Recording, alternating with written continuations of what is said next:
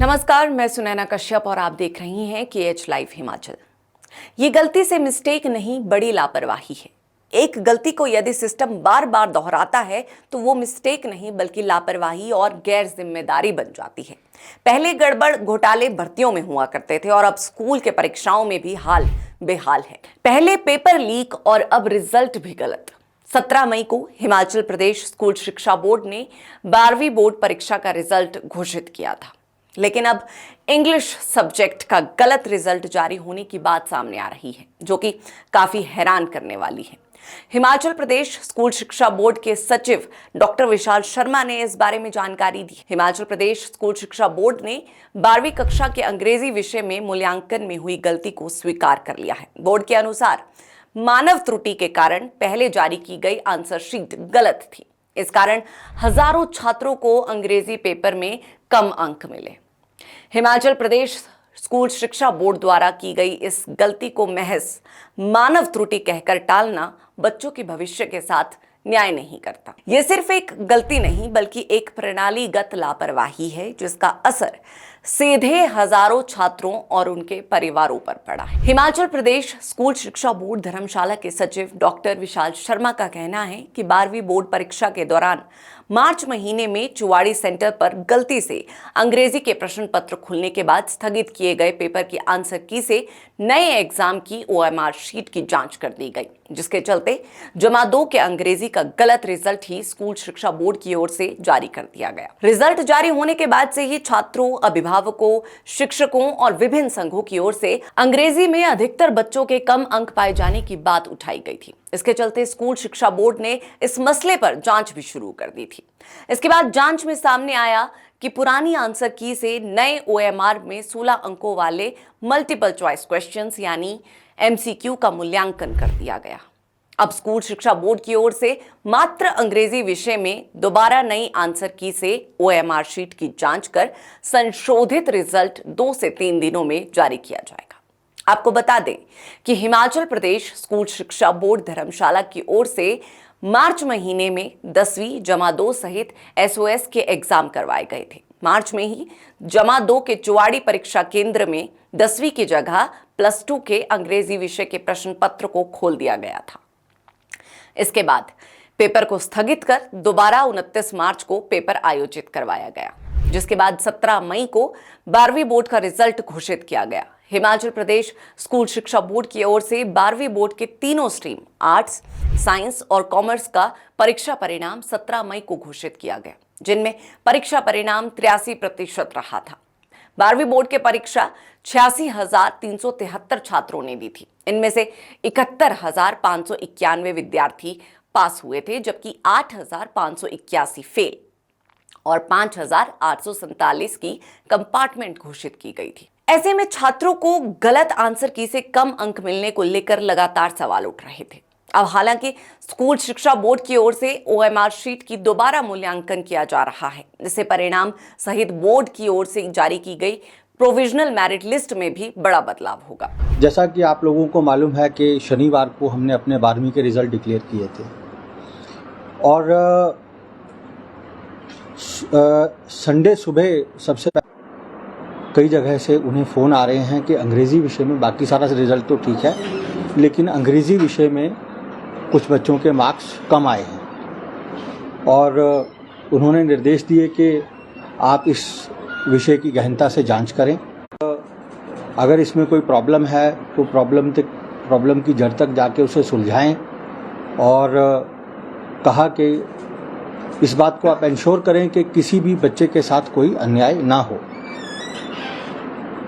इसके बाद हमने तुरंत जो है इस मामले को गंभीरता से लिया और संडे को ही मैं खुद भी बोर्ड में आ गया और जो कंसर्न्ड अधिकारी कर्मचारी थे उन्हें भी हमने बोर्ड में बुला लिया।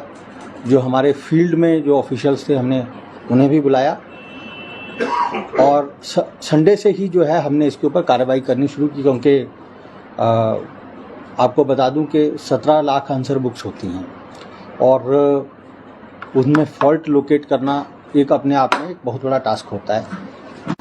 इसके बाद 2 ऑर्गेनाइजेशन और हैं जिनकी तरफ से हमारे को रिप्रेजेंटेशन आया। एक तो हिमाचल गवर्नमेंट टीचर्स यूनियन है HGTU, और एक हमारे प्राइवेट स्कूल्स की एसोसिएशन है, उन्होंने भी रिप्रेजेंटेशन दिया कि ऐसा ऐसा विषय है, कुछ बच्चों के जो है अंग्रेज़ी विषय में मार्क्स कम हैं, जबकि वो अच्छे परफॉर्मेंस हैं और उनके मार्क्स अच्छे आने चाहिए थे।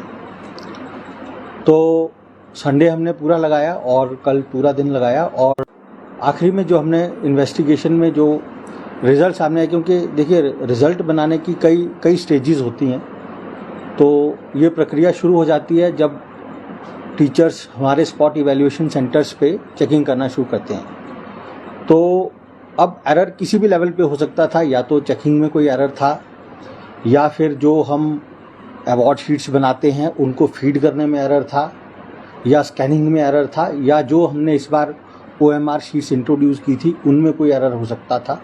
सारी चीज़ों को जांचा परखा गया और आखिरी में ये निष्कर्ष निकाला गया कि ये जो गलती है ये किसी प्रोसेस में नहीं हुई है, किसी कंप्यूटर में नहीं हुई है, बल्कि ये एक ह्यूमन एरर है, एक मानवीय गलती है। और इसमें जांच करने पे ये पाया गया कि जो संबंधित ब्रांच थी, जिनको ये जिम्मेवारी दी गई थी कि वो जो आंसर कीज़ हैं वो हमारे कंप्यूटर प्रोसेसिंग यूनिट को देंगे, तो उसमें यह पाया गया कि उन्होंने जो कैंसल्ड पेपर्स थे, आपको याद होगा कि एक चुवाड़ी वाला इंसिडेंस हुआ था, तो वो कैंसल्ड पेपर था, उसकी जो गलती से उन्होंने उसकी आंसर की जो है वो दे दी, और जो हमने दोबारा टेस्ट लिया था उसकी आंसर की वहीं रखी रह गई। इस वजह से जो पुराना पेपर था उसी की आंसर की एग्जीक्यूट की और उसी हिसाब से रिज़ल्ट बना। तो गलती हुई है, और जहाँ कार्य होता है वहाँ गलतियाँ भी होती हैं। इसके अलावा राज्य भर के छात्रों को बड़ी राहत भी मिल पाएगी, क्योंकि इंग्लिश में अधिकतर बच्चों के कम अंक आने से उन्हें भी काफी मानसिक परेशानियों से जूझना पड़ रहा था। हालांकि इस मामले में स्कूल शिक्षा बोर्ड की ओर से संबंधित ब्रांच के 4 बोर्ड अधिकारियों कर्मचारियों पर अनुशासनात्मक कार्रवाई की गई है। मगर सवाल ये है कि क्या ये गलती बच्चों की है? बिल्कुल नहीं। बच्चों ने अपनी मेहनत की, परीक्षा दी और एक निष्पक्ष मूल्यांकन की उम्मीद की। उनका दोष नहीं है कि परीक्षा प्रक्रिया में लापरवाही हुई। तो क्या ये गलती शिक्षकों की है? स्कूल स्तर पर पढ़ाने वाले शिक्षकों की जिम्मेदारी ये नहीं होती कि OMR शीट कौन सी आंसर की से जांची जाए। ये पूरी तरह से बोर्ड स्तर पर बैठे अधिकारियों की जिम्मेदारी है। हाँ, शिक्षक संगठनों ने जब इस गलती को उजागर किया तब जाकर जांच शुरू हुई। ये उनकी जागरूकता को दर्शाता है। तो फिर असल जिम्मेदार कौन है? शिक्षा बोर्ड के वो अधिकारी और कर्मचारी जो इस प्रक्रिया की देखरेख कर रहे थे। ये सिर्फ एक मानवीय चूक नहीं, बल्कि एक प्रक्रिया में चूक और सिस्टम फेलियर है। इस सिस्टम फेलियर के लिए सवाल शिक्षा मंत्री से भी पूछना बनता है। दावे बहुत किए जाते हैं, मगर जमीनी हकीकत तब सामने आती है जब परिणाम सबके सामने हो। शिक्षा व्यवस्था में सुधार हो रहा है, तो फिर ऐसी लापरवाही क्यों? इसकी जवाबदेही किसकी है? शिक्षा मंत्री के अपने गृह क्षेत्र के हाल बदहाल है। शिक्षा मंत्री के अपने ही गांव के स्कूल के 10वीं की परीक्षा में सभी छात्र फेल रहे हैं। इतना ही नहीं, उनके गोद लिए स्कूल का भी बुरा हाल है। अखबारों की ये हेडलाइन हिमाचल की शिक्षा व्यवस्था पर सवाल उठा रही है। हकीकत की बानगी देखिए। सिरमौर जिला के राजकीय वरिष्ठ माध्यमिक पाठशाला चारना में 10वीं कक्षा में एक भी स्टूडेंट पास नहीं। 10वीं में यहां कुल 21 स्टूडेंट थे। ज्यादातर बच्चे गणित और साइंस में फेल हुए हैं। स्कूल प्रबंधन समिति SMC ने खराब रिजल्ट की वजह टीचर नहीं होना बताया है। SMC के बार बार आग्रह के बावजूद टीचरों की तैनाती नहीं की गई। रिजल्ट अब सबके सामने है। जब साल भर टीचर ही ना हो तो बच्चे परीक्षाओं में लिखेंगे क्या? ये सिर्फ रिजल्ट की बात नहीं है, ये एक पूरी पीढ़ी के भविष्य का सवाल है। और यदि सरकार और मंत्री वर्ग इसे सिर्फ आंकड़ों की तरह देखेंगे तो नुकसान केवल आज का नहीं है। जरूरत है कि अब जहां शिक्षक नहीं है वहां जल्द नियुक्ति की जाए और स्कूलों की निरीक्षण व्यवस्था को मजबूत किया जाए। बोर्ड स्तर की लापरवाही और जमीनी शिक्षा व्यवस्था दोनों पर अलग अलग नहीं, एक साथ कार्रवाई हो। और सबसे ज्यादा जरूरी, शिक्षा मंत्री को सार्वजनिक रूप से इस पर स्पष्टीकरण देना चाहिए। बहरहाल आज की इस चर्चा में इतना ही। इस पूरी चर्चा पर आप सबकी क्या राय है, ये हमें कमेंट कर जरूर बताएं।